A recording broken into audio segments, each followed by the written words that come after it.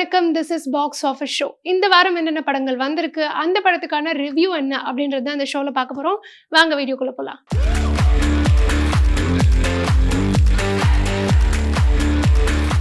இன்னைக்கு நம்ம பார்க்க போற படம் போலீஸ் ஃபேமிலி. இந்த படத்தோட director Balu, cinematographer Jayakumar, music director Jayakedas, editor Selva.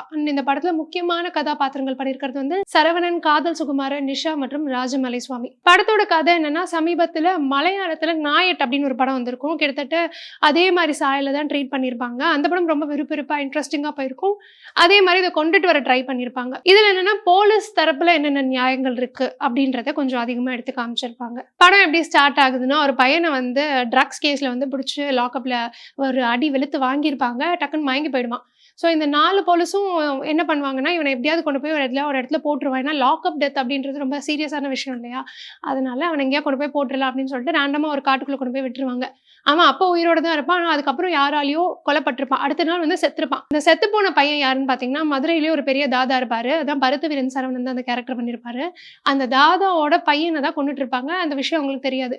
So அடுத்த நாள் வந்து தன்னோட பையனை சாகடிச்சிட்டாங்கன்ற ரிவெஞ்சை தான் வந்து அந்த போலீஸ் யார் இதை பண்ணாங்க அப்படின்னு கண்டுபிடிச்சு அந்த போலீஸ் அந்த 4 போலீஸோட ஃபேமிலியில் இருக்க எல்லாரையும் கொலை பண்ண போறாரு. அதுதான் அவரோட ரிவெஞ்ச். இந்த படத்தோட கிளைமேக்ஸ் என்னன்னு பார்த்தீங்கன்னா, இந்த பையனை முதல்ல யார் கொன்னாங்க, அதுக்கப்புறம் கொன்னதுக்கான காரணம் என்ன, இந்த போலீஸ் மேலே இருக்கிற நியாயங்கள் என்னென்ன, இவங்களை கொன்னாங்களா இல்லையா, யார் யாரெல்லாம் தப்பிச்சாங்க, யார் யாரெல்லாம் செத்துட்டாங்க அப்படின்றது தான் அந்த படத்தோட கிளைமேக்ஸ். படத்தில் டைரக்டர் பாலு அவருக்கு வந்து இது டெபியூட்டன்ட்டு, பட் அதை அவர் ரொம்ப நீட்டாக ரொம்ப அழகாக அந்த கதையை எடுத்துகிட்டு போயிருப்பாரு. விறுவிறுப்பாக இருக்கும். ஒரு சில காட்சிகள் மட்டும்தான் கொஞ்சம் லாக் வர மாதிரி இருக்கும். ஏன்னா 4 போலீஸும் ஒரே மாதிரி ட்ரீட் பண்ணாமல் அதில் மெயினாக அந்த ராஜமலை சுவாமி அவர் தான் வந்து மெயின் ஹீரோ ரோல் பண்ணியிருப்பாரு. அவரோடதுக்கு மட்டும் கொஞ்சம் அதிகமான இம்பார்ட்டன்ஸ் கொடுத்ததுனால அங்கங்கே லேக் ஆகிட்டு இருக்கும்.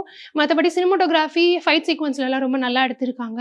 ஆக்டர்ஸ்ல சரவணன் அவரோட ரோலை ரொம்ப நல்லா பண்ணியிருப்பாங்க. மற்றதெல்லாம் டெபியூட்டன்ட் ஆர்டிஸ்ட்ன்றதுனால அவங்களுக்கு வரக்கூடிய ஒரு ஆக்டிங்கை அவங்க பிரதிபலிச்சிருப்பாங்க. படத்தோட கேமராமேன் ஜெயக்குமார் ரொம்ப டீசென்டான கேமராவா, எடிட்டர் செல்வா அவருமே நல்ல ஃபைட் சீக்வன்ஸாக இருக்கட்டும், சாங் சீக்வன்ஸாக இருக்கட்டும் எல்லாமே நல்லா நீட்டாக கட் பண்ணியிருப்பாரு. Police family on theatres no, கண்டிப்பாக ஃபேமிலியோட போய் பார்த்து என்ஜாய் பண்ணிட்டு வாங்க. இந்த வாரம் என்னென்ன படங்கள் வந்தது, அதுக்கான ரிவ்யூஸ் என்னன்னு தெரிஞ்சுருந்துருப்பீங்க. மேலும் அடுத்த வாரம் என்ன படம் வரப்போகுது, அதுக்கான ரிவ்யூ என்னன்றதை அடுத்த வாரம் சந்திப்போம். பாய்.